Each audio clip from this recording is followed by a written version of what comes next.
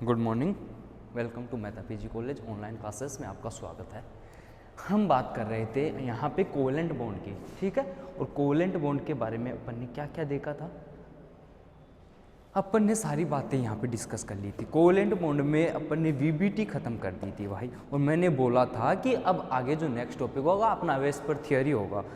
तो यहाँ पे वीबीटी तक मैंने सारी बातें आपको बताई थी, एक एक बातें मैंने आपको अच्छे से बताई थी। हाइब्रिडाइजेशन, sp2 शेप, जो भी थी मॉलिक्यूल की शेप थी, शेप के बारे में बताया। उसके अलावा फिर मैंने क्या बताया था आपको कि वहाँ पे हाइब्रिडाइजेशन जो होगा उसमें बॉन्ड एंगल की बात करी थी अपन ने।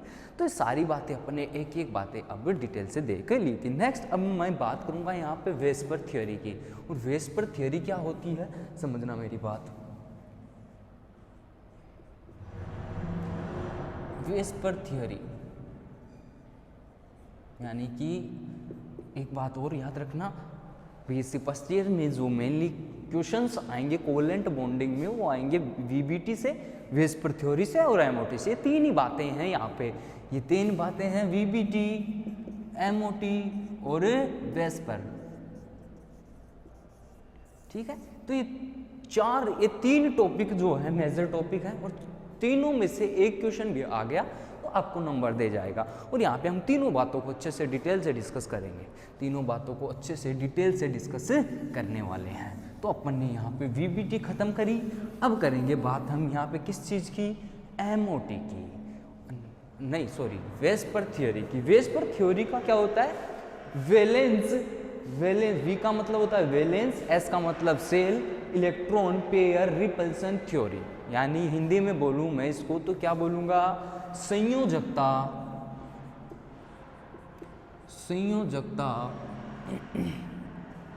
वी का मतलब होता है वैलेंस यानी कि संयोजकता, कोश, valence shell, electron pair theory यानी कि संयोजकता, कोश, इलेक्ट्रॉन युग्म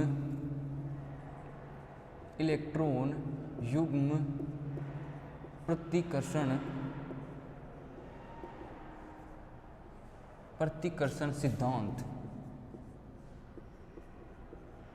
ये है अपना टॉपिक आज का। ये क्या है, अपना टॉपिक है। अब देखो वेस्पर थ्योरी की अगर मैं बात करूं तो वेस्पर थ्योरी वैसे चार बिग साइंटिस्ट थे, एक था सिज्विक और एक पावेल। सिज्विक और पावेल ने तो क्या बताया था कि 1940 में इस सिद्धांत को प्रतिपादित किया था। 1940 में क्या कराया इस सिद्धांत को, सिज्विक और एक था पावेल, ठीक है भाई। ये दो साइंटिस्ट इस क्या करे थे, इस नियम को प्रतिपादित करे थे। लेकिन फिर 1957 के अंदर में क्या हुआ, 1957 में हुआ था क्या कि यहाँ पर जो गिलिस्पिन और नाइहोम दो साइंटिस्ट थे, गिलिस्पिन एंड नाइहोम, इन दोनों ने इसको क्या किया, विकसित किया। इस सिद्धांत को क्या किया, विकसित किया, दुनिया में लेके आए, पता चला कि क्या होता है इसको विकसित करना, ठीक है। तो यहाँ पे अभी मैं बात करूंगा कि है होता क्या है वेस्पर थ्योरी। तो यहाँ पे वेस्पर से मतलब ये होगा कि मॉलिक्यूल जो है अपने पास, मॉलिक्यूल जो होगा उसकी अपन को क्या करनी है, आकृति को आइडेंटिफाई करना बताता है। आकृति को यानी कि ज्यामिति और आकृति दो वर्ड यूज होते हैं यहाँ पे, ज्यामिति बोलते हैं जिसे अपन। अरे अपन कल क्या देख रहे थे, शेप मॉलिक्यूल की, वीबीटी के अकॉर्डिंग शेप पता चल रही थी, ये लीनियर है ये। अब उसमें भी आकृति और ज्योमेट्री, जो ज्योमेट्री है उसको क्या बोलेंगे। और जैसे यहाँ पे मैं बात करूंगा दो टर्म से, एक होगा बॉन्ड पेयर और एक होगा लोन पेयर। ये दोनों वर्ड्स के ऊपर ये आधारित है वैसे देखा जाए तो। यानी कि मैं क्या बोलूंगा कि मॉलिक्यूल की आकृति या ज्यामिति को ज्ञात करने के लिए इस थ्योरी का उपयोग किया जाता है। इस थ्योरी का क्या किया जाता है, उपयोग किया जाता है। यानी कि मॉलिक्यूल की जो ज्यामिति या ज्योमेट्री है उसको आइडेंटिफाई करने के लिए इस जो थ्योरी का है वो यूज किया गया था। इतनी बात याद रखना आप लोग। अब देखो पॉइंट क्या है इसके, अब अपन एक एक पॉइंट अच्छे से डिटेल में डिस्कस करते हुए चलेंगे भाई, एक एक पॉइंट को यहाँ पे डिटेल से। देखो ये पहला क्या होगा यहाँ पे, यह मॉलिक्यूल की आकृति स्पष्ट करता है। अगर मैं पहले पॉइंट की बात करूंगा तो ये क्या करता है, जो मॉलिक्यूल की से आकृति है या ज्योमेट्री उसको क्या करता है, स्पष्ट करता है, स्पष्ट करता है। ये पॉइंट्स बना के फिर अपन एक एक एग्जाम्पल लेके सीखेंगे बातों को कि कैसे अप्लाई होता है। ठीक है भाई, एक एक बातों को यहाँ पे अपन सीखेंगे। सेकंड यहाँ पे क्या होता है कि इसमें लोकलाइज इलेक्ट्रॉन बंद होते हैं, यानी कि जिनमें इनमें क्या होते हैं, जिनमें लोकलाइज बंद पेयर होते हैं, इलेक्ट्रॉन पेयर होते हैं। अब लोकलाइज से मतलब क्या होगा, तो लोकलाइज का मतलब ही एक होता है लोकलाइज, एक होता है डी लोकलाइज्ड। लोकलाइज का मतलब होता है रुका हुआ, ठहरा हुआ, और डी लोकलाइज का मतलब होता है चारों ओर, मतलब यानी कि लोन पेयर जो होगा, यानी कि नाइट अमोनिया है NH3, इस पे जो लोन पेयर प्रेजेंट होता है ये वाला, तो ये क्या है यहाँ पे लोकलाइज है। क्यों? क्योंकि ये रेजोनेंस में इन्वॉल्व नहीं होता है। जबकि डीलोकलाइज का मतलब होता है कि जब कोई लोन पेयर या इलेक्ट्रॉन पेयर क्या हो, रेजोनेंस में इन्वॉल्व हो जाता है, उसको बोलते हैं डीलोकलाइज। उसके बोलेंगे क्या, डीलोकलाइज। और लोकलाइज किसको बोलेंगे, जहां पे ये इलेक्ट्रॉन जो है, इलेक्ट्रॉन पेयर जो है वो क्या हो, रेजोनेंस में इन्वॉल्व ना हो, उसे लोकलाइज बोलेंगे। सेकेंडली अगर मैं बात करूं तो मॉलिक्यूल के अंदर यहाँ पे होगा क्या कि मॉलिक्यूल के नेक्स्ट अगर मैं पॉइंट की बात करूंगा यहाँ पे, तो किसी मॉलिक्यूल के सेंट्रल एटम के संयोजकता इलेक्ट्रॉन पेयर से युक्त ऑर्बिटल इस प्रकार व्यवस्थित रहते हैं कि वे एक दूसरे से अधिकतम दूरी पर रहे, जिनमें उनमें न्यूनतम प्रतिकर्षण हो। कैसे देखना, यहाँ पे होगा क्या कि BCl2 था अपने पास, कल देखा था अपन ने, अरे भाई BCl2 का हाइब्रिडाइजेशन निकाला था अपन ने, क्या आया था, sp आया था, उसकी शेप मैंने क्या लिखी थी, लीनियर। ठीक है, इतनी बात समझ में आई।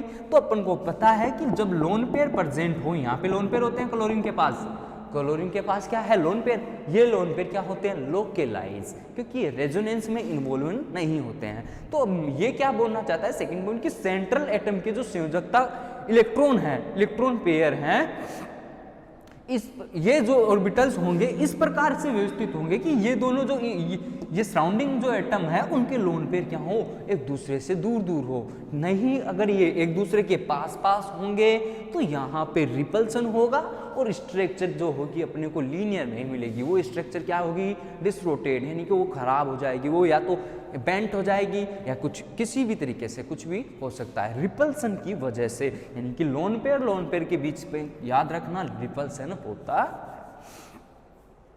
अब देखो मैंने कल क्या बताया था, ये 3 पॉइंट होते हैं, उससे आगे और भी पॉइंट। अब देखो यहाँ पे मैंने क्या बताया था कल, इस पॉइंट के हिसाब से देखना आप कि 2 के लिए क्या था, 3 के लिए, 4 के लिए, 5 के लिए। अपन ने देखा sp, sp2, sp3, sp3d और नीचे भी चलता रहेगा। ठीक है, तो यहाँ पे मैंने आपको बताया था कि शेप क्या होगी, यहाँ पे मॉलिक्यूल की शेप यहाँ पे क्या होते हैं, रेखीय, ये क्या होती है, ट्राइगोनल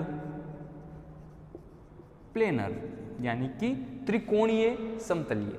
ठीक है, sp3 क्या होती है, टेट्राहेड्रल चतुष्फलकी, ये क्या होती है, tbp, टेट्रा ट्राइगोनल बाइपिरामिडल, है ना, तो ट्राइगोनल बाइपिरामिडल, ये इसकी शेप देखी थी अपन ने। अब क्या होगा, यहाँ पे बॉन्ड एंगल का भी पता है आपको, रेखीय में होता है 180 डिग्री, इसमें होता है 120 डिग्री, टेट्राहेड्रल में 109 डिग्री 28 मिनट का होता है, टीबीपी में तो 90 डिग्री का होता है, 120 डिग्री का बॉन्ड एंगल यहाँ पे होता है। अब एग्जाम्पल भी लिख सकते हो भाई आप, BeCl2।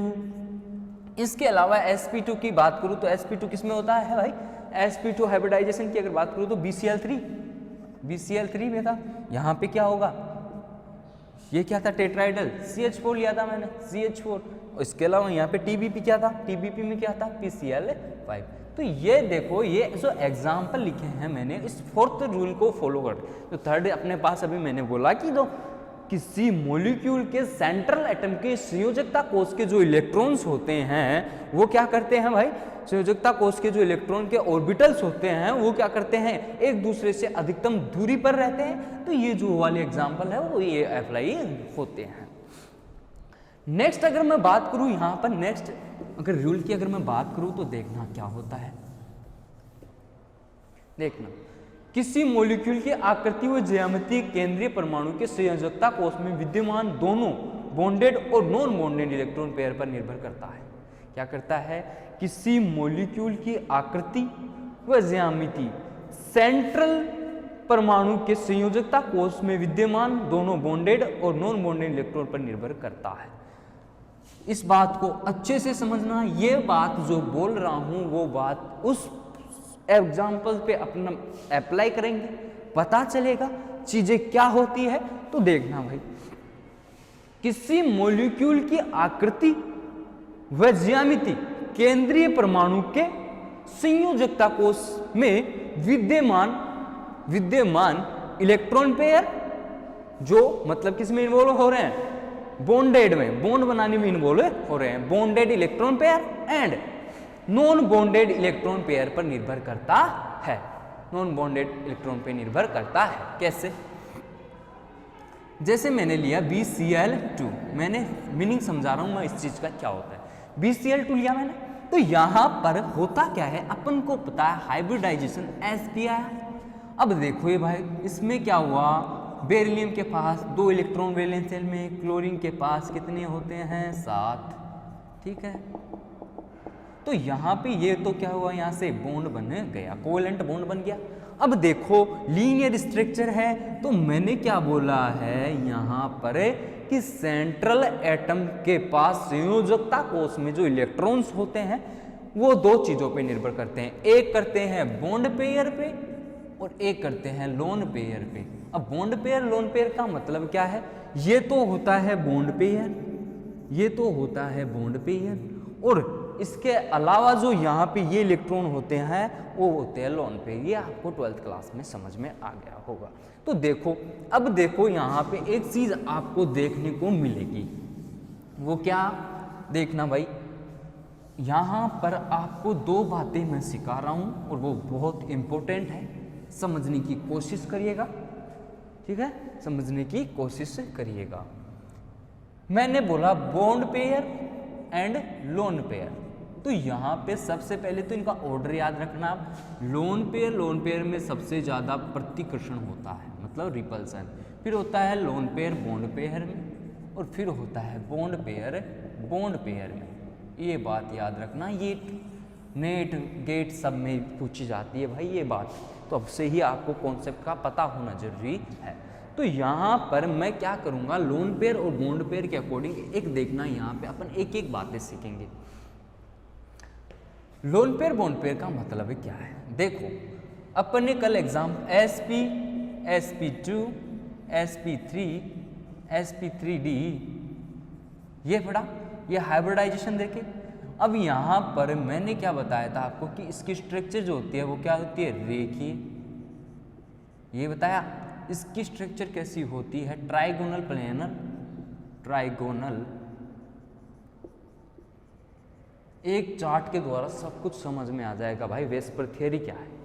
ठीक है, तो यहाँ पे देखो sp3 टेट्राहाइड्रल, sp3d tbp, और भी नीचे चल सकते हो आप, sp3d2 ऑक्टाहाइड्रल, तो ऐसे और भी नीचे जा सकते हो। अपन यहाँ तक बात करने वाले हैं। ठीक है, ये बातें अपन ने देखी यहाँ पे। अब देखो होता क्या है, ये स्टेरिक नंबर थे 2 3 4 5 6। ठीक है, अब देखिएगा होता क्या है, यहाँ पे मैं कोई भी मॉलिक्यूल ले रहा हूँ, उसमें बॉन्ड पेयर और लोन पेयर की बात करूँगा। ठीक है, एक इधर लिखेंगे बॉन्ड पेयर, इधर लिखेंगे लोन पेयर। तो देखना भाई, अपने पास कल एक एग्जाम्पल था BeCl2, और इसमें आपको हाइब्रिडाइजेशन निकालना मैंने सिखाया है।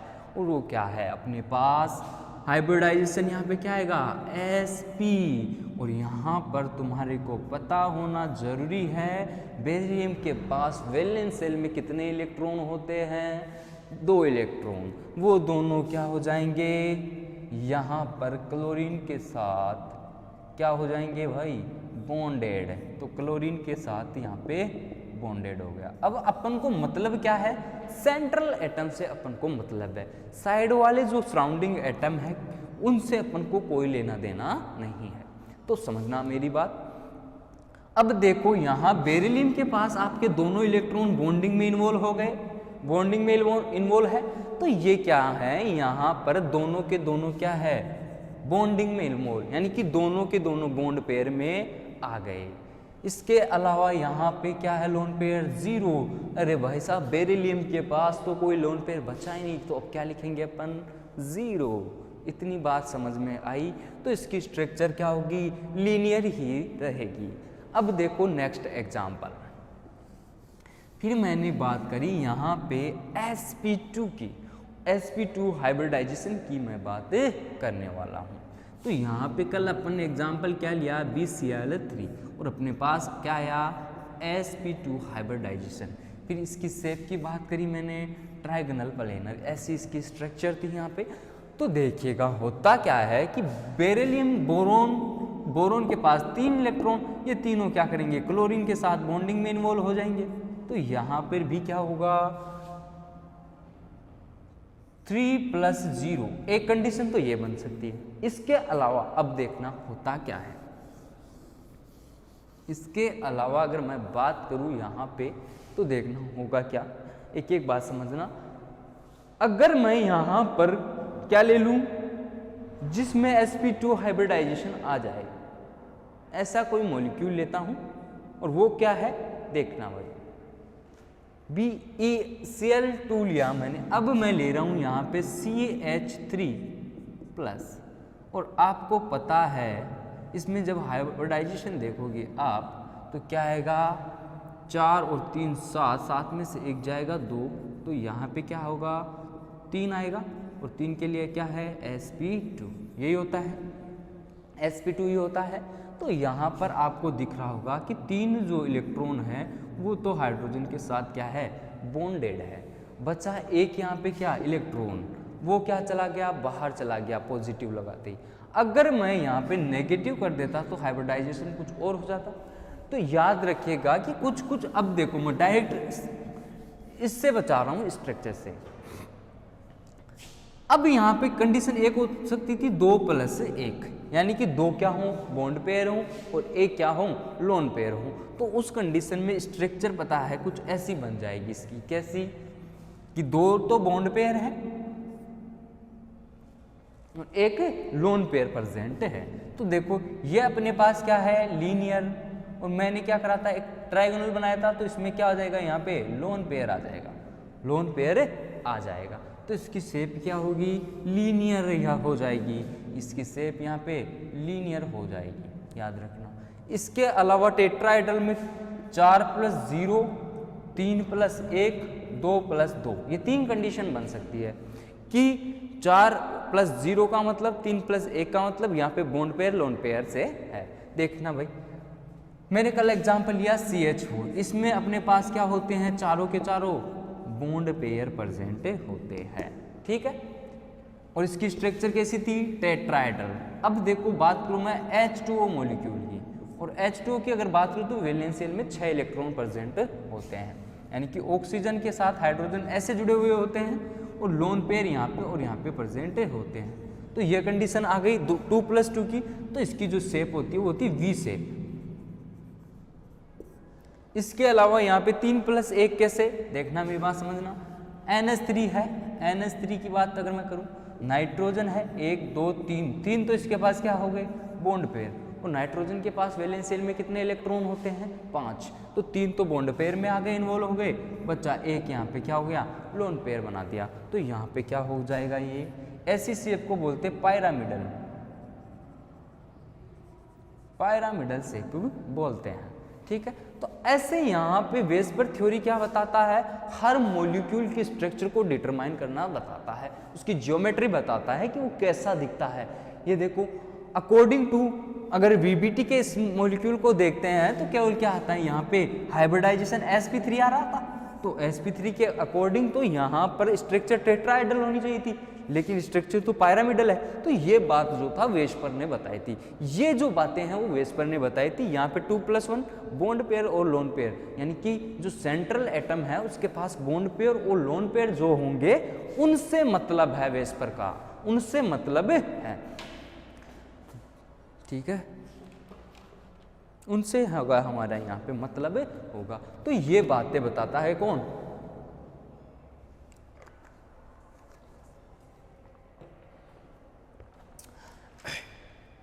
इतनी बात समझ में आई। अब देखना होता क्या है। अब ऐसे यहाँ पे भी हो सकता है, ऐसे एग्जाम्पल करके देखेंगे भाई, अपन एक एक एग्जाम्पल करके देखेंगे तब जाके सब चीजें समझ में आएंगी। लेकिन उससे पहले मैं आपको बता दूं और बातें, उससे पहले और बातें बता दूं। मैंने ये थर्ड पॉइंट जो था उसका मतलब बताया है, वरना इतना आपके बीएससी में है नहीं भाई, इतना आपके बीएससी में है नहीं, लेकिन बताना जरूरी होता है कॉन्सेप्ट बनने के लिए। क्या बोला था मैंने थर्ड पॉइंट यहाँ पे? क्या बोला कि किसी मॉलिक्यूल की आकृति व ज्यामिति सेंट्रल एटम यानी कि केंद्रीय परमाणु के संयोजकता कोश में उपस्थित दोनों बॉन्डेड यानी कि बॉन्डेड और नॉन बॉन्डेड इलेक्ट्रॉन पेयर पर निर्भर करता है, इलेक्ट्रॉन पेयर पे निर्भर करता है।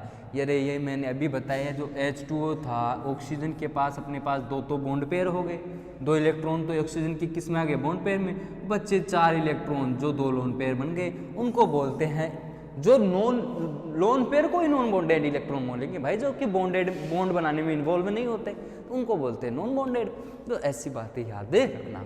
अब देखो यहाँ पे होता क्या है। फोर्थ पॉइंट है आपका लोन पेयर इफेक्ट क्या होता है, देखना भाई। लोन पेयर इफेक्ट की अगर मैं बात करूं यहाँ पे, तो लोन पेयर इफेक्ट को समझना आप एक एक बातें यहाँ पे देखना। लोन पेयर इफेक्ट क्या होगा?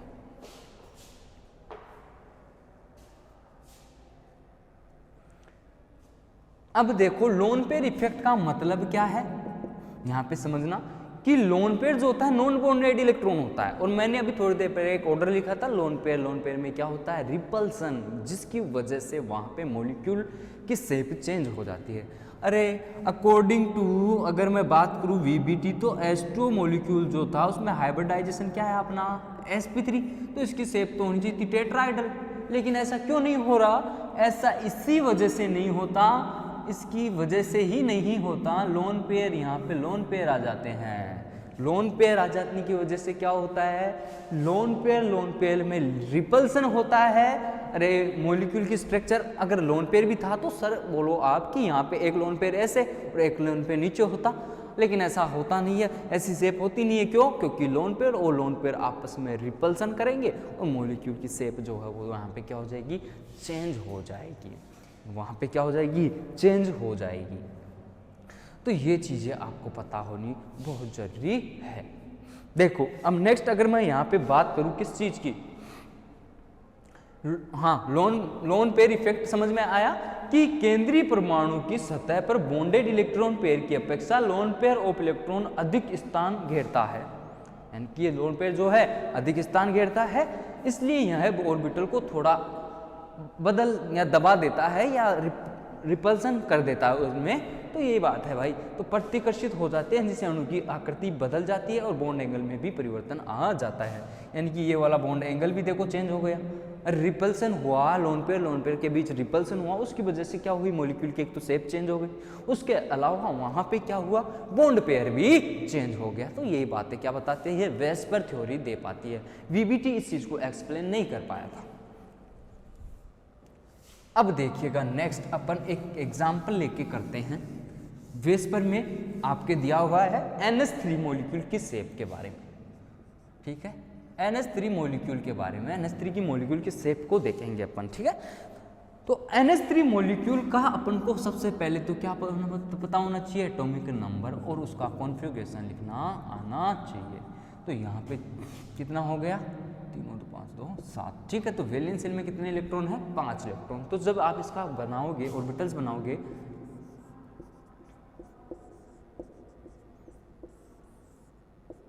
ये आपने कल भी बनाया था भाई, अपन ने कल भी बनाया था, ठीक है। इतनी बात समझ में आ गई। तो अब NH3 तो डायरेक्ट यहाँ पे क्या होगा, यहाँ से क्या होगा, जुड़ जाएगा।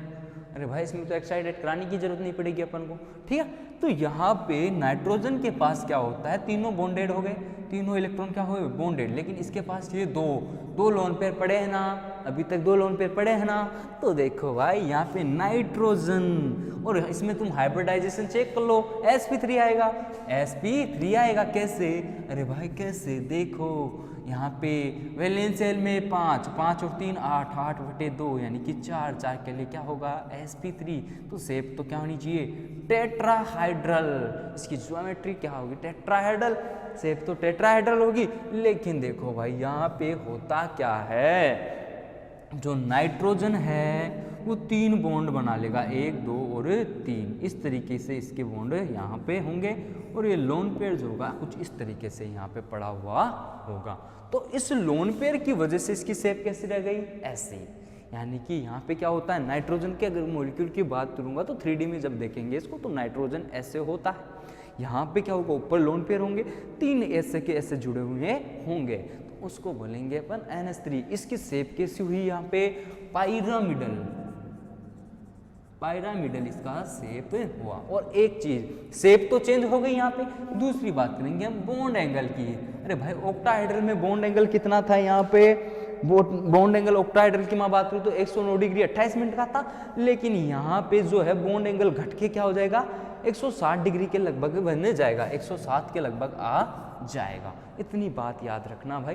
तो यहाँ पे ये क्या बताता है, वेस्पर थ्योरी इस चीज को एक्सप्लेन करा कि ये जो इलेक्ट्रॉन है लोन पेयर, ये अपनी जगह पड़े हुए हैं, इनको बॉन्ड बनाने में इन्वॉल्व भी नहीं हो रहे ये इलेक्ट्रॉन।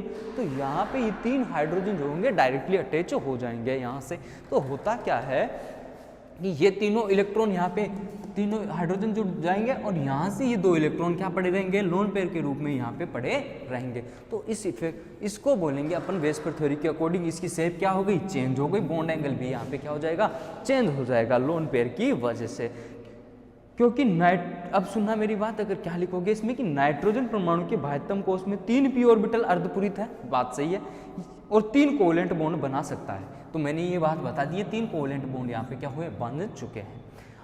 इनमें से 3 इलेक्ट्रॉन हाइड्रोजन परमाणु के साथ साझा करके 3 NH बॉन्ड बनाते हैं। 3 क्या बनाते हैं, NH बॉन्ड बनाते हैं। 3 NH बॉन्ड क्या हो गए यहाँ पे, अरे ये तो होए बन गए ना भाई, 1 2 और 3, ये तीनों बॉन्ड यहाँ पे क्या हुए, बन गए। अब देखो यहाँ पे मैं बात करूंगा किस चीज की, तीनों इनमें से एक इलेक्ट्रॉन पेयर क्या हुआ, नॉन बॉन्डेड। ये वाला क्या है, नॉन बॉन्डेड, लोन पेयर जिसे बोलते हैं, नॉन बॉन्डेड। अरे ये बॉन्ड बनाने में इन्वॉल्व नहीं हो रहा, सिंपल, ठीक है। इसके अलावा इसमें क्या हुआ, NH3 से इसका केंद्रीय परमाणु नाइट्रोजन के 4 इलेक्ट्रॉन पेयर से घिरा हुआ है।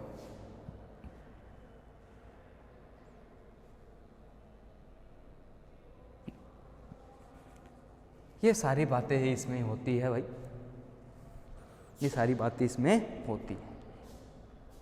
इतनी बात समझ में आ गई NH3 मॉलिक्यूल के बारे में। NH3 मॉलिक्यूल होता क्या है, समझ में आई बात।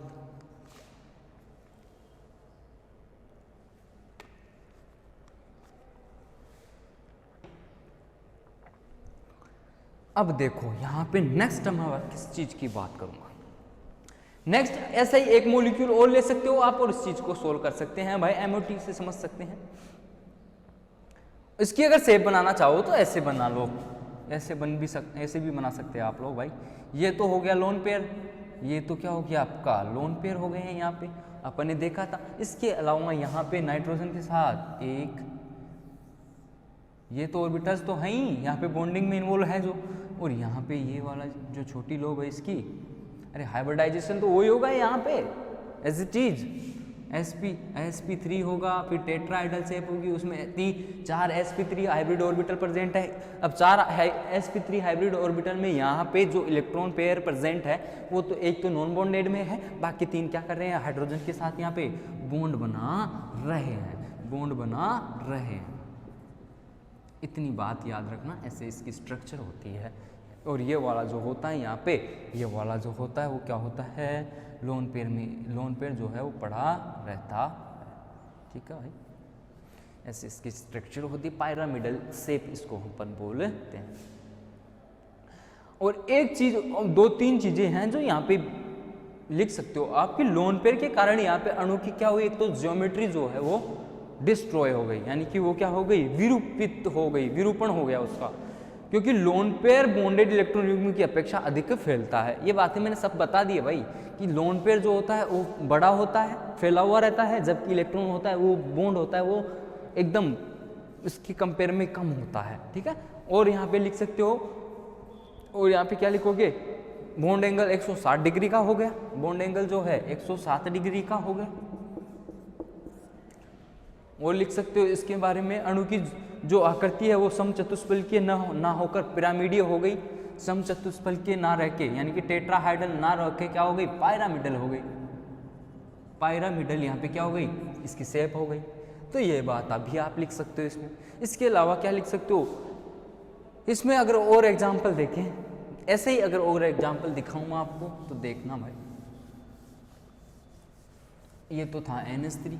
अब देखो NH3 के जैसे अपन और एग्जाम्पल ले लेते हैं, NH3 के जैसे ही और एग्जाम्पल करके देखते हैं अपन। वो क्या है देखना, वो क्या है, PCl3। अरे PCl3 का तुमको पता है नाइट्रोजन की फैमिली से है, तो यहाँ पे भी याद रखना आप कि ये इसका भी जो वैलेंस शेल में इलेक्ट्रॉन कितने होंगे, 5 होंगे। तो यहाँ पे जब तुम बनाओगे इसका, तो यहाँ पे डायरेक्टली बना सकते हो। यहाँ पे क्या होगा, 1s2 2s2, और फॉस्फोरस पता होना चाहिए नाइट्रोजन का है, और ऑक्सीजन सल्फर ये 15 पे होता है, ये 16 पे होता है, ये क्या होता है 7 पे, ये 8 पे होता है। ये चीज़ें याद रखना भाई आप सब। तो 15 होता है, 1s2 2s2 2p6 3s2 3p 10 और 2 12 और 3 15, ये हो गए। तो यहाँ पे भी वैलेंस शेल में देखो कितने इलेक्ट्रॉन हैं, 5 इलेक्ट्रॉन प्रेजेंट हैं। 5 इलेक्ट्रॉन क्या है, प्रेजेंट होते हैं। अब देखो होता क्या है कि वैलेंस शेल में जो, मैं डायरेक्ट इनकी बात कर रहा हूँ, डायरेक्ट क्या कर रहा हूँ, 3s की बात कर रहा हूँ। तो यहाँ पे 2 इलेक्ट्रॉन प्रेजेंट हैं, और p में कितने हैं, 3 इलेक्ट्रॉन प्रेजेंट हैं। तो होगा क्या कि 3 क्लोरीन यहाँ से डायरेक्ट क्या जुड़ जाएंगे।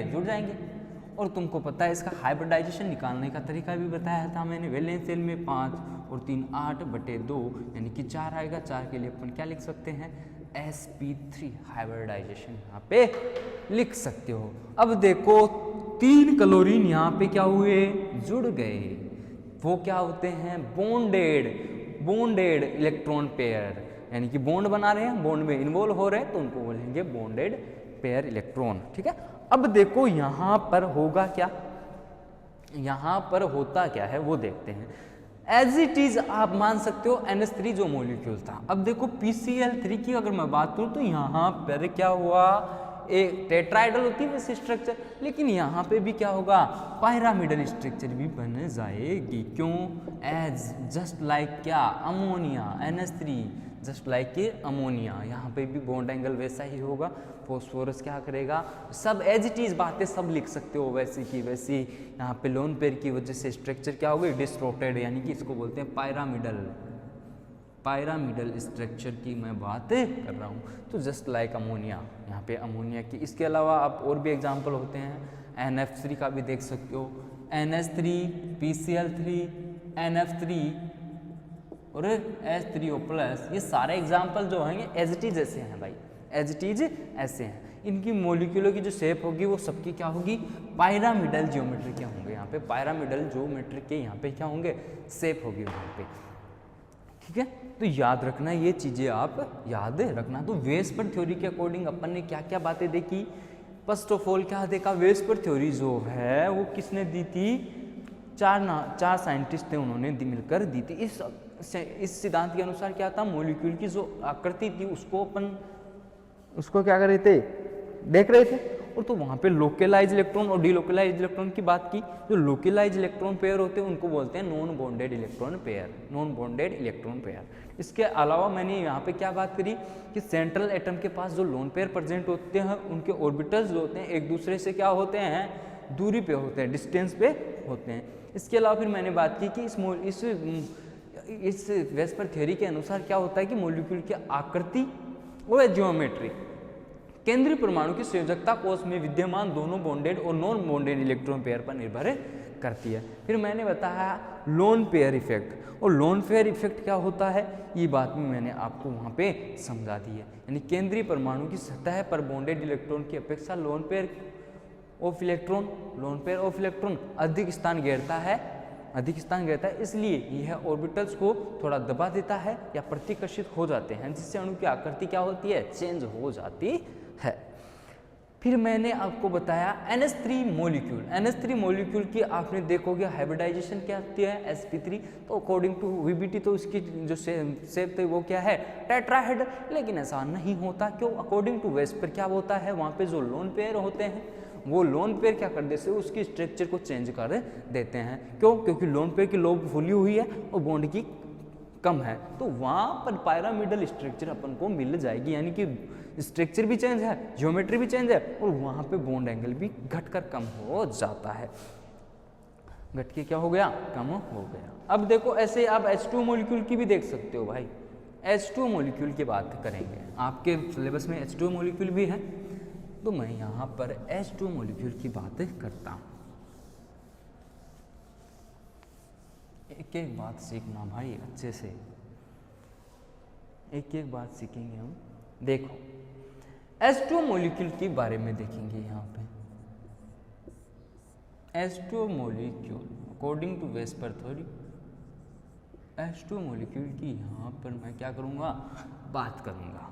और अपन को पता है ऑक्सीजन का इलेक्ट्रॉनिक कॉन्फ़िगरेशन, जब तुम लिखोगे 8 नंबर पे आता है ऑक्सीजन 1s2 2s2 2p6, 6 और 2 8 और 2 10, यानी कि 2p4 ये होता है। वैलेंस शेल में कितने इलेक्ट्रॉन, 6 इलेक्ट्रॉन। तो जब आप इसका ये ड्रॉ करोगे, क्या करोगे, इलेक्ट्रॉनिक कॉन्फ़िगरेशन में ऑर्बिटल्स में इलेक्ट्रॉन फिल करोगे तो कुछ इस तरीके से करोगे भाई, पहले एक एक इलेक्ट्रॉन फिर एक इलेक्ट्रॉन अकॉर्डिंग टू रूल। तो यहाँ पर क्या हुआ, आपने क्या देखा भाई, यहाँ से डायरेक्ट हाइड्रोजन एक यहाँ जुड़ जाएगा और एक यहाँ जुड़ गया। तो यहाँ पर दो जो p ऑर्बिटल के दो अर्धपूरित कक्षक थे अपने, वो हाइड्रोजन के साथ क्या कर रहे हैं, बॉन्डिंग में, कोवेलेंट बॉन्डिंग में इन्वॉल्व हो रहे हैं। लेकिन भाई यहाँ पे देखो क्या, यहाँ पे जो हाइड्रोजन है वो तो यहाँ पे p ऑर्बिटल के, अर्धपूरित p ऑर्बिटल के साथ क्या कर रहे हैं, बॉन्डिंग कर रहे हैं। लेकिन भाई साहब यहाँ पर देखो ये और ये, यानी कि मैं क्या बोलूँगा, एक p ऑर्बिटल और एक 2s ऑर्बिटल, ये दोनों इलेक्ट्रॉन पेयर क्या हैं, पड़े हैं, अपनी जगह पड़े हैं, चुपचाप से अपनी जगह पड़े हैं। लेकिन अपन ने कल क्या देखा था, VBT। अब पहली बात तो आप ये सीखो कि H2 का हाइब्रिडाइजेशन क्या होता है, sp3, ये तो निकालना आ गया होगा भाई आपको सबको। देखो भाई ये चीज़ें हैं भाई, कॉन्सेप्ट बनाओ, कॉन्सेप्ट बनाना बहुत ज़रूरी है। देखो हाइड्रोजन p ऑर्बिटल के साथ क्या कर रहे हैं, बॉन्डिंग में इन्वॉल्व हो रहे हैं, जबकि देखो यहाँ पे ये वाले, इनसे मतलब नहीं है अपन को, वैलेंस शेल के इलेक्ट्रॉनों से मतलब रखना है अपन को, अपना रिलेशन वैलेंस शेल के इलेक्ट्रॉन से है, अपना टारगेट वैलेंस शेल के इलेक्ट्रॉन है। तो 2s और एक p क्या, यानी कि एक लोन पेयर ये और एक लोन पेयर ये क्या है, अपनी जगह न्यूट्रल पड़ा हुआ है, उदासीन एक तरीके से बोल सकते हैं अपन, ठीक है भाई। तो यहाँ पे तुम्हें ये चीज़ दिख रही होगी कि ऑक्सीजन के पास 2 लोन पेयर पड़े हुए हैं और 2 हाइड्रोजन कुछ इस तरीके से पड़े हुए हैं। अब तुम्हारे दिमाग में आता है कि सर स्ट्रक्चर तो ऐसे भी हो सकती थी, एक लोन पेयर ऊपर एक लोन पेयर नीचे। भाई साहब ऐसा नहीं होता है, लोन पेयर है वो तो अपनी जगह कहीं पे भी रह सकते हैं। तो जैसे ही लोन पेयर ऑक्सीजन के ऊपर आएंगे तो ऑक्सीजन के जो लोन पेयर हैं उनके बीच क्या होगा, रिपल्सन होगा, रिपल्सन वो दूर दूर जाएंगे एक दूसरे से। तो इनकी वजह से होगा क्या, जो ये लीनियर ना रह करके बेंट हो जाएगा यहाँ पे, तो उसको बोलते हैं वी शेप या बेंट शेप। ये चीज़ें याद रखना भाई, ये चीज़ें याद रखना, ये कॉन्सेप्ट बनने चाहिए अपने।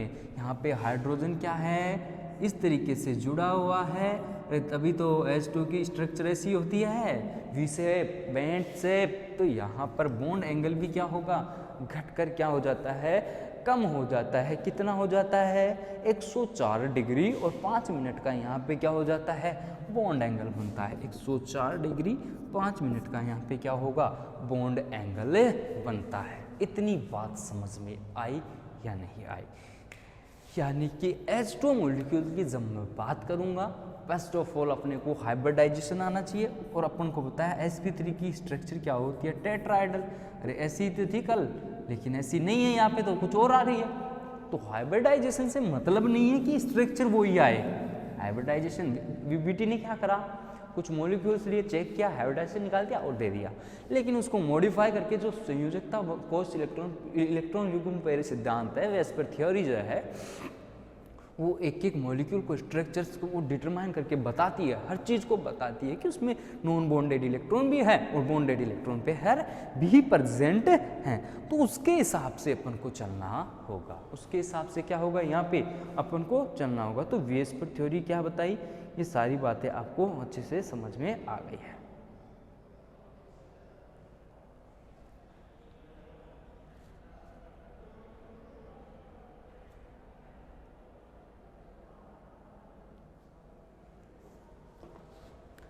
H2 मॉलिक्यूल के बारे में पता चला, 2 हाइड्रोजन p ऑर्बिटल के साथ, अर्धपूरित p ऑर्बिटल के साथ क्या कर रहे हैं, यहाँ पे बॉन्डिंग में इन्वॉल्व हो रहे हैं, जबकि 4 इलेक्ट्रॉन जो हैं वो लोन पेयर के रूप में यहाँ पे क्या हुए हैं, पड़े हुए हैं। तो लोन पेयर के बीच में रिपल्सन होने की वजह से वहाँ पे जो बॉन्ड एंगल है वो घट के कम हो जाता है। इतनी बात आपको पता होनी चाहिए, इतनी बात आपको क्या होनी चाहिए, पता होनी चाहिए।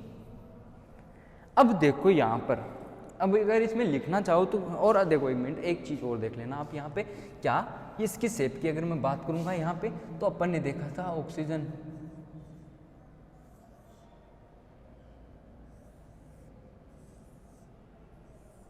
ये तो लोन पेयर है, तो ये तो अलग से अपना पड़ा हुआ है, इधर नॉन बॉन्डेड इलेक्ट्रॉन को ऐसा कर देंगे। ये क्या करेंगे, हाइड्रोजन के साथ यहाँ पे बॉन्डिंग में इन्वॉल्व हो जाएंगे। तो कुछ इस तरह की स्ट्रक्चर यहाँ पे हो सकती है, ठीक है भाई, इस तरह की स्ट्रक्चर यहाँ पे प्रेजेंट है। तो यहाँ पे अगर टोटल बॉन्ड पेयर और लोन पेयर की तुम बात करो, तो अब जो मैं अभी थोड़ी देर पहले बताया था, यहाँ पे 2 तो क्या है, लोन पेयर, यानी लोन पेयर और बॉन्ड पेयर की अगर मैं बात करूँ तो क्या है, 2 लोन पेयर हैं, 2 bond pair, total electron pair कितने हो गए, 4। टोटल इलेक्ट्रॉन पेयर क्या हो गए, 4 हो गए।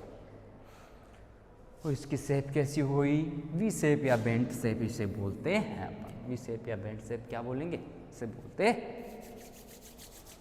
अब देखिएगा, इस प्रकार के और भी एग्जांपल्स हो सकते हैं, कौन कौन से देख लेना, HCl2 के बाद PbCl2, और क्या हो सकता है भाई, OF2,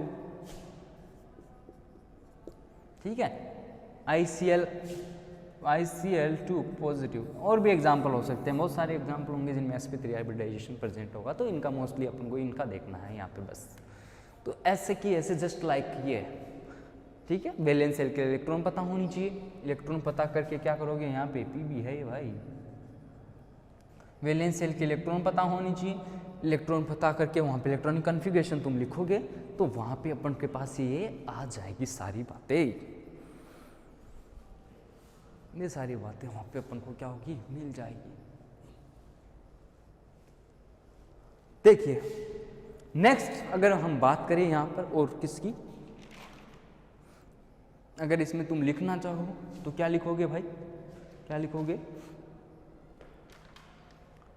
नाइट्रोजन परमाणु, सॉरी नाइट्रोजन कहाँ से आ गए थे, इसमें अगर लिखोगे तो क्या लिखोगे कि वाटर के बनने में H और ऑक्सीजन एटम भाग लेते हैं, जिसकी सामान्य अवस्था में इलेक्ट्रॉनिक कॉन्फ़िगरेशन कुछ ये था, ठीक है। दोनों हाइड्रोजन एटम के 1s ऑर्बिटल तथा एक O2 एटम के अर्धपूरित py और pz ऑर्बिटल के ओवरलैपिंग से वाटर का मॉलिक्यूल बनता है। H2 मॉलिक्यूल में 2 बॉन्डेड इलेक्ट्रॉन और 2 नॉन बॉन्डेड इलेक्ट्रॉन प्रेजेंट होते हैं, यही तो बात बताई मैंने, 2 ये तो क्या है बॉन्डेड इलेक्ट्रॉन पेयर, और ये वाले क्या है लोन पेयर प्रेजेंट होते हैं, जो कि नॉन बॉन्डेड बोलते हैं अपन, ठीक है। उसके बाद में क्या बोलोगे कि O2 परमाणु पर 2 लोन पेयर होते हैं, जिसके कारण HOH बॉन्ड का थोड़ा झुकाव देता है।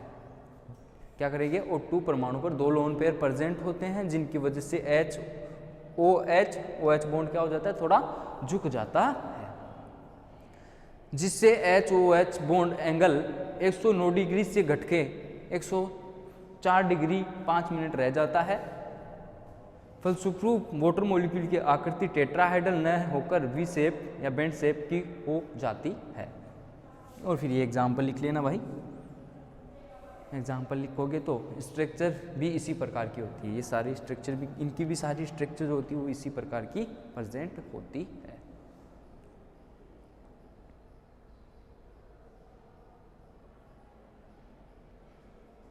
हो गया भाई। अब देखिएगा मैंने क्या बताया आपको आज, मैंने क्या बताया देखना भाई।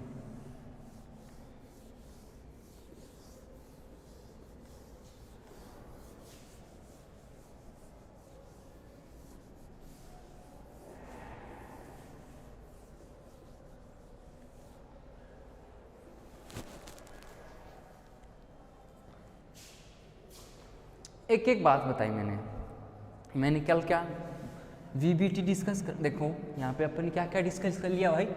सबसे पहले ऑर्बिटल्स के बारे में देखी अपन ने, ऑर्बिटल्स की जानकारी करी, फिर ओवरलैपिंग के बारे में देखा, अतिव्यापन के बारे में देखा। उसके बाद में अपन ने क्या देखा, VBT में अपन ने क्या क्या देखा, हाइब्रिडाइजेशन के बारे में देखा। उसके बाद अपन ने क्या क्या देखा यहाँ पे हाइब्रिडाइजेशन के अंदर, sp2 जितने भी सारे हाइब्रिडाइजेशन देखे, टाइप्स ऑफ हाइब्रिडाइजेशन देख लिया।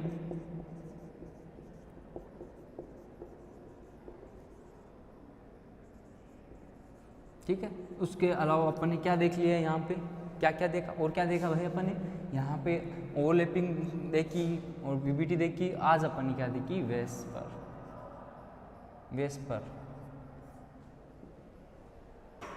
वेस्पर थियरी देख ली। ये अपने टॉपिक यहाँ पे क्या हो गए भाई, कवर हो गए। अब अपन बात करेंगे आगे नेक्स्ट लेक्चर के अंदर MOT की, और अभी तक वेस्पर के कुछ और एग्जाम्पल देखेंगे, 2-4 एग्जाम्पल और करके देखेंगे उसके अलावा, और फिर अपन MOT डिस्कस करेंगे। फिर आपकी जो कोवेलेंट बॉन्ड है वो खत्म हो जाएगा भाई, सेकेंड यूनिट कंप्लीट हो जाएगी अपनी, ठीक है। ये बातें मैंने आपको बता दी है भाई यहाँ पे। आज के लिए इतना ही काफ़ी है। Thank you so much.